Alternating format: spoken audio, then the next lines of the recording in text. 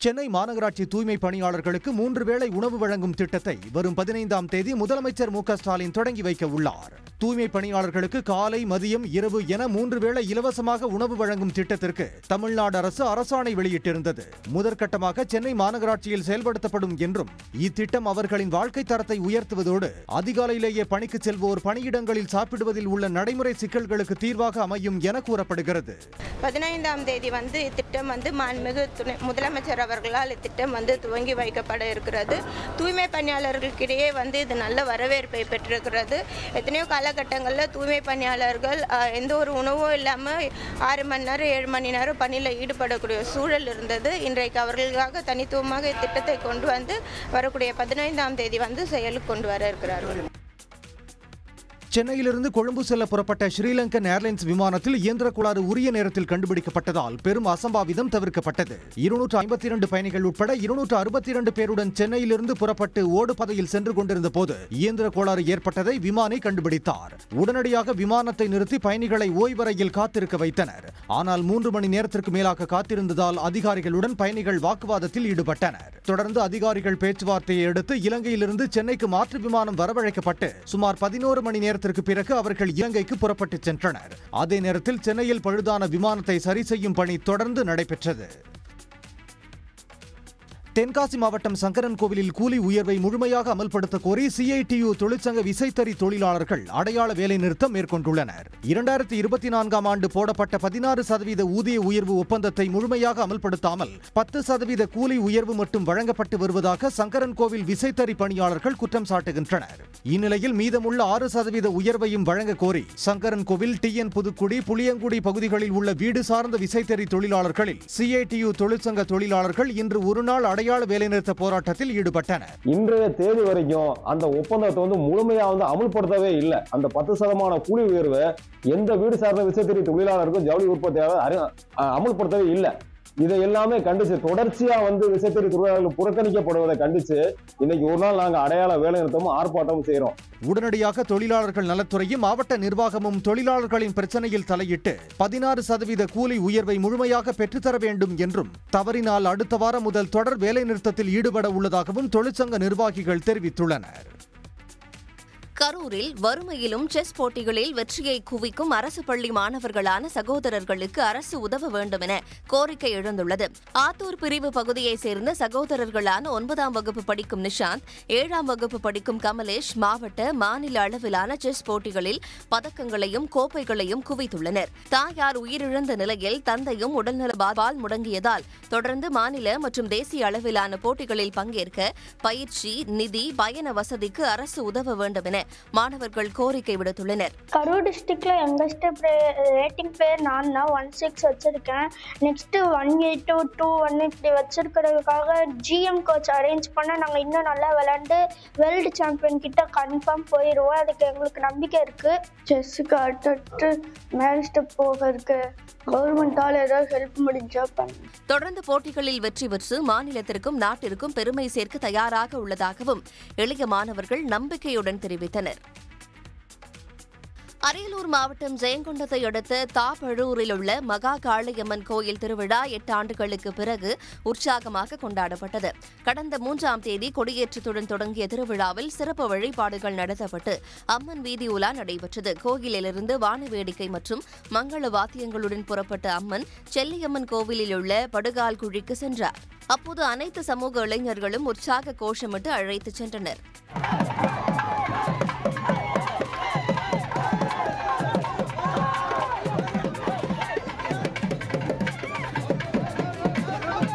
தொடர்ந்து படுகால் குழியில் பலி கொடுக்கும் நிகழ்ச்சி நடத்தப்பட்டது. பின்னர் சமூக நல்லிணக்கத்துக்கான அடையாளமாக தொடர்ந்து கடைபிடித்து வரும் வழிமுறைப்படி முதல் படையலை பட்டியலின மக்களுக்கு வழங்கினர். சென்னையில் ஆபரண தங்கம் விலை இன்று குறைந்துள்ளது. 22 கேரட் ஆபரண தங்கம் நேற்று சவரனுக்கு 1760 ரூபாய் உயர்ந்து 93,600 ரூபாய்க்கு விற்பனை செய்யப்பட்டது. இந்நிலையில் இன்று தங்கம் விலை கிராமுக்கு 100 ரூபாயும் சவரனுக்கு 800 ரூபாயும் குறைந்துள்ளது. சந்தைகளில் இன்று ஒரு சவரன் ஆபரண தங்கம் 92,800 ரூபாய்க்கும் 1 கிராம் 11,600 ரூபாய்க்கும் விற்பனை செய்யப்படுகிறது. வெள்ளியின் விலை கிராமுக்கு 3 ரூபாய் உயர்ந்து 1 கிராம் 173 ரூபாய்க்கு வர்த்தகமாகி வருகிறது. சென்னை பழைய வண்ணாரப்பேட்டையில் 2 கோடி ரூபாய் மதிப்பிலான தங்க கட்டிகளை ஊழியர்களே திருடிச் சென்ற சம்பவம் பரபரப்பை ஏற்படுத்தியுள்ளது. முத்தையா முதலி தெருவில் ஹரீஷ் என்பவர் நகைப்பட்டறை நடத்தி வருகிறார். இவரிடம் மேற்கு வங்கத்தைச் சேர்ந்த கார்த்திக் பேரா, பப்பன் ராய், நாராயணன் மைட்டி ஆகியோர் பணிபுரிந்துள்ளனர். இந்நிலையில் கடந்த 1 மாத காலமாக கார்த்திக் பேராவுடன் தங்கி வந்த அவரது உறவினர் உட்பட 4 பேர் திடீரென தலைமறைவாகியுள்ளனர். செல்போனும் சுவிட்ச் ஆஃப் ஆகியிருந்ததால் சந்தேகமடைந்து பட்டறைக்கு சென்று பார்த்தபோது 1.25 கிலோ எடையுள்ள தங்க கட்டிகள் காணாமல் போனதைக் கண்டு ஹரீஷ் அதிர்ந்தார். புகாரின் பேரில் சிசிடிவி காட்சிகளை ஆய்வு செய்து போலீசார் விசாரணை மேற்கொண்டு வருகின்றனர். பிரான்ஸ் அரசின் உயரிய விருதான செவாலியே விருது அறிவிக்கப்பட்ட தோட்டாதரணிக்கு முதலமைச்சர் மு.க. ஸ்டாலின் வாழ்த்து தெரிவித்துள்ளார். இதுகுறித்து தனது எக்ஸ் தளத்தில் பதிவிட்டுள்ள அவர், ஆக்ஸ்போர்டில் ஒளிரும் தந்தை பெரியாரின் ஓவியத்தை தந்து தோட்டாதரணி மகிழ்ச்சியில் ஆழ்த்தியதாக குறிப்பிட்டுள்ளார். அவருக்கு பிரான்ஸ் அரசின் உயரிய அங்கீகாரமான செவாலியே விருது அறிவிக்கப்பட்டிருப்பது நம் மகிழ்ச்சியை இரட்டிப்பாக்கியுள்ளதாகவும் தெரிவித்துள்ளார். அரசு கவின் கலைக்கல்லூரியில் பயின்ற தோட்டாதரணி இந்தியாவிலிருந்து இவ்விருது பெற்ற மிகப்பெரும் ஆளுமைகளின் வரிசையில் இணைய உள்ளது பெருமை அளிப்பதாக கூறியுள்ளார். பார் போற்றும் தோட்டாதரணி சாதனைக்கு பாராட்டுகள் என்றும் முதலமைச்சர் மு.க. ஸ்டாலின் தெரிவித்துள்ளார். பாஜக ஆதரவு ஊடகங்களின் திசை திருப்பும் முயற்சியே தேர்தலுக்கு பிந்தைய கருத்து கணிப்புகள் என மெகா கூட்டணியின் முதலமைச்சர் வேட்பாளர் தேஜஸ்வி யாதவ் விமர்சித்துள்ளார். பீகாரில் இறுதிக்கட்ட தேர்தல் நேற்று முடிவடைந்த நிலையில் தேர்தலுக்கு பிந்தைய கருத்து கணிப்பு முடிவுகள் வெளியாகின. அதில் பெரும்பாலான கருத்து கணிப்புகளில் ஐக்கிய ஜனதா தளம் பாஜக கூட்டணி அதிக தொகுதிகளில் வெற்றி பெற்று மீண்டும் ஆட்சி அமைக்கும் என தெரிவிக்கப்பட்டது. இது தொடர்பாக செய்தியாளர்களிடம் பேசிய தேஜஸ்வி யாதவ், பாஜக கூட்டணி ஆட்சி மீதான அதிருப்தி காரணமாக மக்கள் அதிக அளவில் திரண்டு வந்து வாக்களித்துள்ளதாகவும் மக்கள் மாற்றத்தை விரும்புவதாகவும் தெரிவித்தார். நிலைமை இப்படி இருக்கும்போது கருத்து கணிப்புகளை கண்டு மகிழ்ச்சி அடையவோ வருத்தப்படவோ எதுவும் இல்லை என்றும் பாஜக தலைவர்களின் வழிகாட்டுதலின்படியே கருத்து கணிப்பு முடிவுகள் உள்ளதாகவும் தெரிவித்தார். பிரபல ஹிந்தி நடிகர் கோவிந்தா திடீர் உடல்நல பாதிப்பால் மும்பையில் உள்ள மருத்துவமனையில் அனுமதிக்கப்பட்டுள்ளார். பாலிவுட்டில் 90 காலகட்டத்தில் பல வெற்றி படங்களை கொடுத்த இவர் வளைந்தாடும் நடன அசைவுகளால் கவனம் ஈர்த்தார். தற்போது 61 வயதான கோவிந்தா மும்பையில் வீட்டில் இருந்தபோது திடீரென சுய நினைவை இழந்து மயங்கி விழுந்தார். உடனடியாக மீட்கப்பட்டு மருத்துவமனையில் அவசர சிகிச்சை பிரிவில் அனுமதிக்கப்பட்டார். அங்கு மருத்துவர்கள் கண்காணிப்பில் சிகிச்சை அளிக்கப்படுவதாகவும் முன்னதாக மருத்துவமனையில் இருந்த நடிகர் தர்மேந்திராவை நேரில் சந்தித்து வந்ததாகவும் அதன் பிறகு உணர்ச்சி வசப்பட்ட நிலையில் சோர்வாகவும் காணப்பட்டதாலும் மயங்கி விழுந்ததாக தெரிவிக்கப்படுகிறது. தேசிய அளவிலான ஐஸ் ஸ்கேட்டிங் ஹாக்கியில் தமிழ்நாடு அணிக்காக விளையாடி தங்கம் வென்று சொந்த ஊர் திரும்பிய பட்டுக்கோட்டை மாணவர்களுக்கு உற்சாக வரவேற்பு அளிக்கப்பட்டது.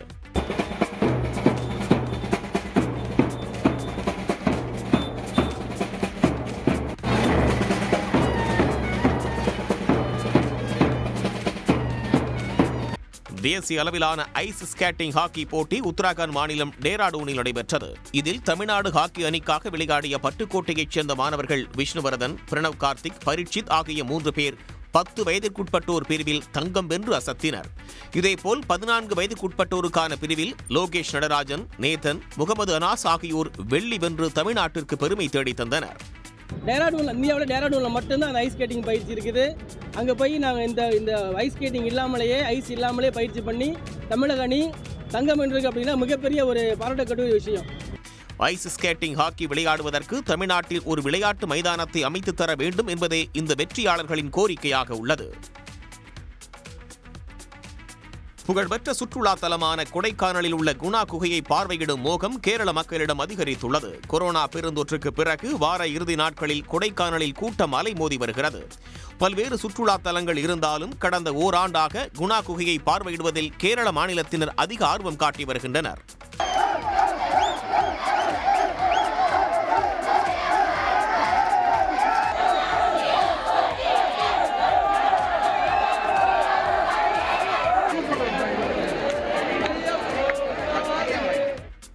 குறிப்பாக மஞ்சுமல் பாய்ஸ் படம் வெளியான பிறகு கேரள மாணவ மாணவிகள் குணா குகையை பார்வையிடுவதை அதிகம் விரும்புகின்றனர்.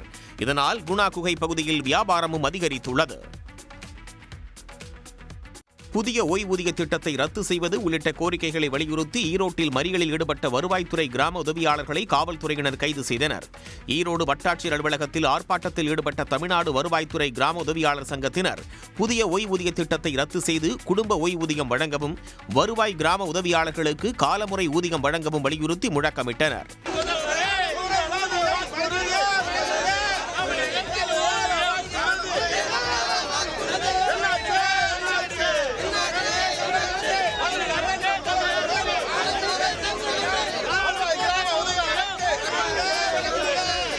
சிறப்பு காலமுறை ஊதியத்தை ஒழித்து காலமுறை ஊதியத்தை வழங்குவேன் என்று சொல்லியிருக்கக்கூடிய மாண்புமிகு முதலமைச்சர் அவர்களுடைய கோரிக்கையை உடனடியாக நிறைவேற்றி கிராம உதவியாளர்களுக்கு காலமுறை ஊதியத்தை வழங்க வேண்டும். கிராம உதவியாளர்கள் கிராம நிர்வாக அலுவலர்களாக பதவி உயர்வு பெறுவதற்கு 10 ஆண்டு பணியாற்றியிருக்க வேண்டும் என்பதை 6 ஆண்டுகளாக தளர்த்த வேண்டும் என்றும் அவர்கள் வலியுறுத்தினர். பின்னர் வட்டாட்சியர் அலுவலகத்திலிருந்து பேரணியாக சென்று திருமகன் ஈவேரா சாலையில் மறியலில் ஈடுபட்ட வருவாய்த்துறை கிராம உதவியாளர்களை காவலர்கள் கைது செய்தனர். தமிழ்நாட்டில் வடகிழக்கு பருவமழை இதுவரை 3 விழுக்காடு குறைவாக பெய்திருப்பதாக சென்னை வானிலை ஆய்வு மையம் தெரிவித்திருக்கிறது. பொதுவாக வடகிழக்கு பருவமழை அக்டோபர் முதல் டிசம்பர் வரையிலான காலகட்டத்தில் இந்திய தீபகற்பத்தில் பெய்யும் மழையாகும். அதன்படி வழக்கமாக இந்த காலகட்டம் வரை 259.2 மில்லிமீட்டர் மழை பொழியும் நிலையில் இன்று வரை 251.2 மில்லிமீட்டர் மழை மட்டுமே பெய்துள்ளது. இது இயல்பை விட 3 விழுக்காடு குறைவு ஆகும். அதேபோல் சென்னையில் வடகிழக்கு பருவமழை இயல்பை விட 15 விழுக்காடு குறைவாக பெய்துள்ளது. சென்னையில் இயல்பாக 447.9 மில்லிமீட்டர் அளவுக்கு மழை பொழியும் நிலையில் இன்று வரை 380.3 மில்லிமீட்டர் மழை மட்டுமே பெய்திருப்பதாக சென்னை வானிலை ஆய்வு மையம் தெரிவித்துள்ளது. இதனிடையே தமிழ்நாடு புதுச்சேரியில் இன்றிலிருந்து 7 நாட்கள் மிதமான மழைக்கு வாய்ப்பு இருப்பதாக இந்திய வானிலை ஆய்வு மையம் கணித்துள்ளது. வரும் 17, 18 ஆகிய தேதிகளில் ஓரிரு இடங்களில் கனமழை இருக்கும் என்றும் கணிக்கப்பட்டுள்ளது. தூத்துக்குடி பூபாண்டியாபுரம், புதிய முனியசாமிபுரம் பகுதிகளில் மழை நீருடன் மாநகராட்சி பகுதியிலிருந்து வெளியேறும் சாக்கடை கழிவுநீர் கலந்து அந்த பகுதி முழுவதும் வீடுகளை சூழ்ந்திருப்பதால் மக்கள் அவதிக்கு ஆளாகியுள்ளனர். இந்த பகுதியில் சாலை வசதி, கழிவுநீர் கால்வாய் உள்ளிட்ட எந்தவித அடிப்படை வசதிகளும் இதுவரை செய்யாத காரணத்தினால் சிறிய மழைக்கே குடியிருப்பு முழுவதும் குளம் போல காணப்படுகிறது. மாநகராட்சி பகுதியிலிருந்து வெளியேறும் கழிவுநீரும் கலந்து பாசி படர்ந்துள்ளது. வருஷம் தண்ணி இப்படித்தான் கிடக்கு. போன வருஷம் வந்த தண்ணி இதுவரைக்கும் மழையில எடுக்கவே இல்லை. கொசு தொல்லை தாங்க முடியல. தவளை வருது, காய்ச்சல், பிள்ளைகளுக்கு அப்புறம் காய்ச்சல் மாட்டேன்னு என்னதான் செய்யணும்னே தெரியல. எந்த நடவடிக்கையும் எடுக்க மாட்டேங்கிறாங்க. வந்து எங்களுக்கு என்ன ஏதுன்னு கேட்டு கொடுத்து தண்ணி இல்லாதபடிக்கு எடுக்க சொல்லுங்க. 1ஆம் நம்பர் தெருவில் மொத்தம் தண்ணினால ரொம்ப மோசமா இருக்கு. தெருவுகள், ஏரியாக்கள் ஃபுல்லா எல்லா வீட்டுக்கு பக்கம் தண்ணி சுத்தி வீட்டை சுத்தி தண்ணி. இப்படி ஒரு மலைக்கு பெய்யற தண்ணிக்கு அப்படியே கிடக்குது. அது தண்ணி கிடக்குறனால தவளை அதிகமா உற்பத்தி ஆகுது. அவ்வளோ வீடு ஃபுல்லா வருது. ரொம்ப கஷ்டமா இருக்கு. எங்களுக்கு வீடோடு சேர்த்து அந்த கான் வசதி போட்டு கொடுத்தா உங்களுக்கு யூஸ்ஃபுல்லா இருக்கும். கொசுக்கள் உற்பத்தியாவதால் பெரியவர்கள் முதல் குழந்தைகள் வரை டெங்கு, மலேரியா மற்றும் மர்ம காய்ச்சலால் பாதிக்கப்படுவதாக அப்பகுதி மக்கள் கூறுகின்றனர். குடிநீர் குழாய்களையும் கழிவுநீர் சூழ்ந்திருப்பதால் தண்ணீர் எடுக்க முடியவில்லை என்று தெரிவிக்கின்றனர். நெல்லை மாவட்டம் வள்ளியூர் அருகே தெருநாய் கடித்து 2 குழந்தைகளின் தந்தை உயிரிழந்தது அப்பகுதியில் அதிர்ச்சியை ஏற்படுத்தியிருக்கிறது. சிதம்பரம்புரம் யாகோபுரம் பகுதியைச் சேர்ந்தவர் ஐயப்பன். 30 வயதான இவருக்கு திருமணமாக 2 குழந்தைகள் உள்ளனர். இந்நிலையில் வேலைக்கு சென்ற இடத்தில் தெருநாய் ஒன்று அவரை கடித்துள்ளது. உடனடியாக சிகிச்சை பெறாததை அடுத்து அவரது உடல்நிலை மோசமடைய தொடங்கியுள்ளது. இதனால் அதிர்ச்சியடைந்த குடும்பத்தினர் ஆசாரிப்பள்ளம் அரசு மருத்துவமனையில் அனுமதித்தனர். பரிசோதனையில் ஐயப்பனுக்கு ராபிஸ் பாதிப்பு இருப்பதை கண்டுபிடித்தனர். இதனைத் தொடர்ந்து தீவிர சிகிச்சை பிரிவில் அனுமதிக்கப்பட்ட அவர் சிகிச்சை அளித்த 2 மருத்துவர்களை தாக்கியதால் பலரும் அதிர்ச்சி அடைந்தனர். மருத்துவர்கள் இருவரும் அதே மருத்துவமனையில் சிகிச்சை பெற்று வரும் நிலையில் ராபிஸ் தொற்றால் பாதிக்கப்பட்ட ஐயப்பன் சிகிச்சை பலன் தராமல் உயிரிழந்தார். இலங்கை கடற்படையால் தமிழக மீனவர்கள் கைது செய்யப்படுவதற்கு அதிமுக பொதுச் செயலாளர் எடப்பாடி பழனிசாமி கண்டனம் தெரிவித்துள்ளார்.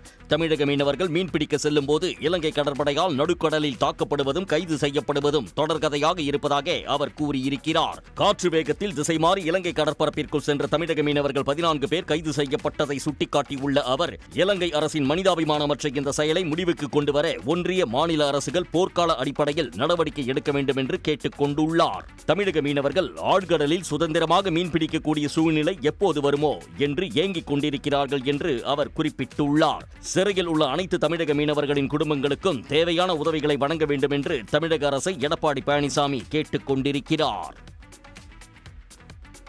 தனியார் மழலையர் மற்றும் தொடக்கப் பள்ளிகளுக்கு கட்டாய கல்வி உரிமைச் சட்டத்தின் கீழ் அரசு தரப்பில் வழங்க வேண்டிய நிதி பங்களிப்பை விரைந்து வழங்க வேண்டும் என கோரிக்கை எழுந்துள்ளது.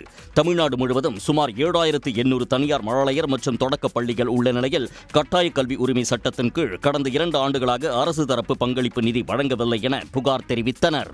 தமிழகம் முழுவதும் உள்ள ஆர்டிஏ அட்மிஷன் செய்யும் சுமார் 7800 பள்ளிகளின் சார்பாக எதிர்ப்பை தெரிவிக்கும் பொருட்டு அனைத்து பள்ளிகளிலும் உள்ள டீச்சிங் மற்றும் நான் டீச்சிங் ஸ்டாஃப் அனைவரும் கருப்பு பட்டை அணிந்து இன்று பணியாற்றுகிறோம்.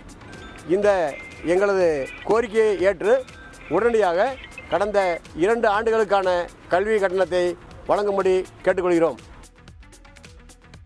கூடுதல் வாக்குகள் பெற்று தேர்தலில் வெற்றி பெற வேண்டுமென தொகுதி நிர்வாகிகளுக்கு முதலமைச்சரும் திமுக தலைவருமான மு க ஸ்டாலின் அறிவுறுத்தியுள்ளார். உடன்பிறப்பே வா என்ற தலைப்பில் அண்ணா அறிவாலயத்தில் புதுக்கோட்டை, வேதாரண்யம், பல்லாவரம் சட்டமன்ற தொகுதி கட்சி நிர்வாகிகளை தனித்தனியாக சந்தித்து முதலமைச்சர் ஆலோசனை நடத்தினார்.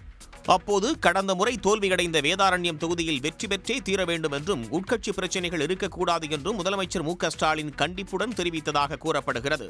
புதுக்கோட்டை தொகுதியில் கடந்த முறையை விட அதிக வாக்குகள் பெற்று வெற்றி பெற வேண்டும் என்றும் அறிவுறுத்தினார். இதுவே அரசின் திட்டங்கள் மக்களிடம் சென்றடைந்ததற்கான சாட்சி என்றும் அவர் குறிப்பிட்டார். இதுவரை 37 நாட்களில் 79 சட்டமன்ற தொகுதி நிர்வாகிகளை முதலமைச்சர் மு க ஸ்டாலின் சந்தித்துள்ளார். உதகை அருகே மசனகுடி நெடுஞ்சாலையில் புலி, யானை, கரடி உள்ளிட்ட வனவிலங்குகள் உலா வருவதால் வாகன ஓட்டிகள் அச்சமடைந்து உள்ளனர். மசனகுடியிலிருந்து மாயார் செல்லும் சாலையில் புலி ஒன்று கம்பீரமாக சாலையை கடந்து சென்றது. இதேபோல கரடி ஒன்றும் அதே சாலையை கடக்க வந்தது. அப்போது அந்த வழியாக சென்ற வாகனத்தை பார்த்தவுடன் அந்த கரடி வேகமாக சாலையை கடந்து வனப்பகுதிக்குள் சென்றது. மசனகுடியிலிருந்து உதகை வரும் நெடுஞ்சாலையில் ஒற்றை ஆண் யானை சாலையில் நின்றதால் வாகன ஓட்டிகள் அச்சமடைந்தனர்.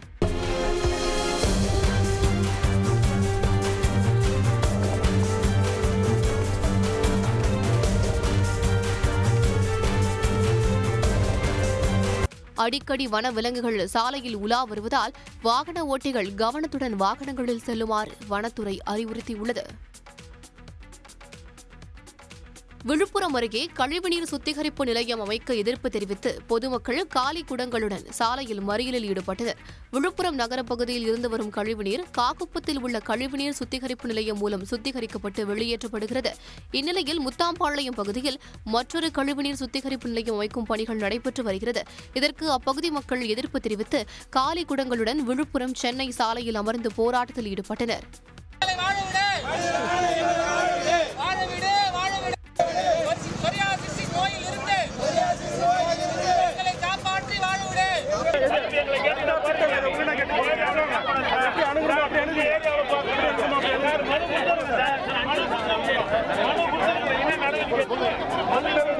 இதனையடுத்து போலீசார் பொதுமக்களிடம் நடத்திய பேச்சுவார்த்தைக்கு பின்னர் மறியல் கைவிடப்பட்டது. பழைய மருத்துவமனைகளில் ஆட்குறைப்பு செய்யப்படுவதை கண்டித்து புதுக்கோட்டையில் தமிழ்நாடு அரசு மருத்துவர்கள் சங்கத்தினர் தர்ணாவில் ஈடுபட்டனர். தமிழ்நாட்டில் உள்ள பல்வேறு மருத்துவமனைகளிலும் ஏற்கனவே பணியாற்றி வரும் மருத்துவர்கள் பணியிடங்களை குறைத்து புதிதாக தொடங்கப்படும் மருத்துவமனைகளுக்கு மருத்துவர்கள் நியமிக்கப்படுகின்றனர். இந்த நடைமுறையை கண்டித்து புதுக்கோட்டை அரசு மருத்துவக் கல்லூரி மருத்துவமனையில் 20க்கும் மேற்பட்ட மருத்துவர்கள் கண்டன கோஷங்களை எழுப்பி தர்ணாவில் ஈடுபட்டனர். வேண்டாம் வேண்டாம் வேண்டாம் வேண்டாம் ஏஆர் போஸ்ட் குறைக்க வேண்டாம். ராணியார் மருத்துவமனை எடுத்துக்கொண்டால் அங்கு ஒரு நாளைக்கு 700 இருந்து 800 வரை பிரசவங்கள் நடைபெறுகின்றன. ஆனால் அங்கு இருக்க வேண்டிய மருத்துவ எண்ணிக்கை 25. இப்பொழுது பணியில் இருப்பவர்கள் 12 பேர் தான். இந்நிலையில் பணிச்சுமை அதிகமாகும் பொழுது மருத்துவர்களை குறைத்தால் அது பொதுமக்களை நேரடியாக சென்று பாதிக்கும் என்பது எங்களுடைய வாதம். சிவகங்கை மாவட்டத்தில் சிறு பாசன கண்மாய் புத்துயிர் ஊட்டுதல் திட்டத்தின் கீழ் கண்மாய்கள் சீரமைக்கப்பட்டதால் சிறிய கண்மாய்கள் பலவும் நிரம்பி கடல் போல காட்சியளிக்கின்றன. இத்திட்டத்தின் கீழ் மாவட்டத்தில் 442 கண்மாய்களில் உள்ள கருவேல மரங்களை 34 கோடி ரூபாய் செலவில் அகற்றி தூர்வாரும் பணி கடந்த ஜூனில் தொடங்கியது. பெரும்பான்மை கண்மாய்களில் கருவேல மரங்கள் வேருடன் அகற்றப்பட்டதால் கண்மாய்கள் கடல் போல காட்சியளிக்கின்றன. திருப்புவனம் வட்டத்தில் தூதை, வளையனேந்தல் உள்ளிட்ட 30 சிறுபாசன கண்மாய்களும் தூர்வாரப்பட்டுள்ளன.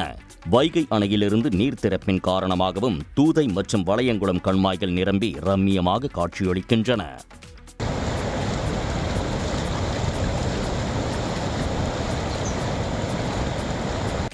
தூதை கண்மாயை சுற்றிலும் திறந்தவெளி பாசன கிணறுகள் அதிகம். கண்மாயில் உள்ள தண்ணீர் 3 மாத பாசன தேவையை பூர்த்தி செய்யும் என்று எதிர்பார்க்கப்படும் நிலையில் கிணறுகளிலும் நீர்மட்டம் கிடுகிடுவென உயர்ந்ததால் இந்த ஆண்டு விவசாயம் முழுமை பெறும் என்று விவசாயிகள் தெரிவிக்கின்றனர். சும்மா ஒரு 100 ஏக்கர் பரப்பில் உள்ள கம்மா அதை தூர்வாரின பின்னாடி நல்லாவே எங்களுக்கு தண்ணி தங்கி இருக்கு. அதுல இருந்து எங்களுக்கு பாசன வசதி ஒரு நெல் சுமார் ஒரு 100 ஏக்கருக்கு நெல், கரும்பு, தென்னை எல்லாம் சுற்றி ஒரு 100 ஏக்கர் பாசனத்துக்கு எங்களுக்கு நல்லா இருக்கு. அதுல எந்த மாற்றமும் கிடையாது. வருஷந்தோறும் எங்களுக்கு இப்படி மழை தண்ணி மாதிரி தான் நல்லா இருக்கும் விவசாயம். வலையங்குளம் கண்மாயில் தண்ணீர் நிரம்பி இருப்பதால் விவசாய பணிகள் தீவிரமாக நடந்து வருகின்றன. கருவேல மரங்கள் அகற்றப்பட்டதால் அதிக நாட்கள் தண்ணீர் இருக்க வாய்ப்புண்டு. கல்லில் பிரம்மாண்டம், கலைநயமிக்க சிற்பங்கள் என உலகையே திரும்பி பார்க்க வைக்கிறது தஞ்சை பெருவுடையார் கோயில். கோயில் முழுவதும் உள்ள சிற்பங்கள் தமிழர்களின் கட்டிடக்கலையை பறைசாற்றி வருகின்றன. இந்த சிற்பங்கள் உயிர் பெற்றால் எப்படி இருக்கும்? இதற்கு AI தொழில்நுட்பம் மூலம் வடிவம் கொடுத்துள்ளார் பொறியாளரான ராஜேஷ் கண்ணா. AI தொழில்நுட்பத்தில் தஞ்சாவூர் பெரிய கோயில் சிற்பங்களுக்கு உயிர் கொடுத்து சிலைகள் நாட்டியமாடுவது போல் பிரமிப்பை ஏற்படுத்தி இருக்கிறார் இவர். இந்த சிலைகள் உயிர் பெற்று வந்தா எப்படி இருக்கும் அப்படிங்கிறது எனக்கு சின்ன வயசுல இருந்து ஒரு சின்ன ஆசை, கனவு. எனக்கு மட்டும் இல்ல, எல்லாத்துக்குமே அந்த கனவா இருந்தது. அந்த கனவு இப்ப AI மூலியமா நிறைவேறிருக்குங்கும் போது எனக்கு ரொம்ப மகிழ்ச்சியா இருக்கு. மாமன்னன் ராஜராஜ சோழனின் சிலையை AI தொழில்நுட்பத்தில் உருவாக்கி தஞ்சையின் பெருமைமிகு ராஜராஜன் பேசுகிறேன் என்கிற வீடியோவையும் அவர் உருவாக்கியுள்ளார். புதுக்கோட்டை மாவட்டம் திருமயம் அருகே இயங்கும் கிரஷரை அகற்றக் கோரி அப்பகுதி மக்கள் வாகனங்களை சிறைபிடித்து போராட்டம் நடத்தினர். அரசம்பட்டியில் இயங்கி வரும் கிரஷர் ஆலை கழிவுகளால் மருங்கி கண்மாய் தண்ணீர் மாசடைந்து வருவதாக அவர்கள் குற்றம் சாட்டுகின்றனர். மேலும் கிரஷரில் உற்பத்தி செய்யப்படும் M சாண்ட், B சாண்ட், ஜல்லி உள்ளிட்ட பொருட்களை கண்மாயில் கொட்டி வாய்க்கால்களையும் ஆக்கிரமிப்பு செய்துள்ளதாக அவர்கள் கவலை தெரிவிக்கின்றனர். எங்களுக்கு பாதிப்பு, தண்ணிக்கு பாதிப்பு, ஆடு மாடு குடிக்க முடியல. இந்த கழிவு ஊரா இங்கே போன உடனே எங்களுக்கு பாதை அந்த பக்கம் இருந்து வர்றதுக்கும் பாதை இல்லை. முதல்லாம் ரோடு மாதிரி வண்டி பாதை மாதிரி கிடந்துச்சு, பாதைலாம் இல்லை. எல்லாமே தூத்து கொண்டுக்கிட்டு வந்துட்டாங்க. அது மாதிரி எங்களுக்கு ரொம்ப தொல்லை கொடுக்குறாங்க. எங்களுக்கு இது ஒரு வழி நீங்கள் தான் பண்ணி கொடுக்கணும். எங்களுக்கு ஆடு மாடுலாம் விவசாயம் வச்சுருக்காங்க எல்லாரும். அதில் போய் தண்ணி குடிக்கிறதுக்கு அதெல்லாம் செத்து போகுது. இவங்களோட அந்த தூசினால் ஆஸ்துமா, நிறைய பேருக்கு ஆஸ்துமா பிரச்சனை வருது. நைட்டெல்லாம் தூங்க முடியல. எல்லாரும் அதில் உள்ள கிராம மக்கள் தூங்க முடியல, ஒரே சவுண்டு. போராட்டத்தில் ஈடுபட்டவர்களிடம் போலீசார் பேச்சுவார்த்தை நடத்தினர். அதன்படி வட்டாட்சியர் அலுவலகத்திற்கு சென்று புகாரை சுட்டிக்காட்டி அவர்கள் மனு அளித்தனர். மதுரை கோரிப்பாளையத்தில் கட்டப்பட்டு வரும் உயர்மட்ட மேம்பால பணிகள் வரும் ஜனவரி மாதத்தில் முடிக்கப்படும் என்று அமைச்சர் ஏவாவேலு தெரிவித்துள்ளார். கோரிப்பாளையம் மற்றும் மேலமடை பகுதிகளில் கட்டப்பட்டு வரும் உயர்மட்ட மேம்பால பணிகளை அதிகாரிகளுடன் அமைச்சர் ஏவாவேலு ஆய்வு செய்தார். பின்னர் செய்தியாளர்களிடம் பேசிய அவர் அடுத்த மாதம் 7ஆம் தேதி மேலமடையில் கட்டப்பட்ட உயர்மட்ட மேம்பாலத்தை முதலமைச்சர் திறந்து வைக்க இருப்பதாக தெரிவித்தார். கோரிப்பாளையம் பாலத்தை பொறுத்தளவுக்கு ஒப்பந்ததாரர் இடத்துல ஒப்புதல் கொடுத்த அடிப்படையில் பொங்கலுக்கு முன்னால் முடித்துவிடு என்று சொல்லியிருக்கிறார். அதற்கு பின்னால் முதலமைச்சருடைய இசைவை பெற்று கோரிப்பாளையம் பாலமும் திறக்கப்படும். ஆய்வின் போது மாவட்ட ஆட்சியர் மற்றும் நெடுஞ்சாலைத்துறை அதிகாரிகள் உடன் இருந்தனர்.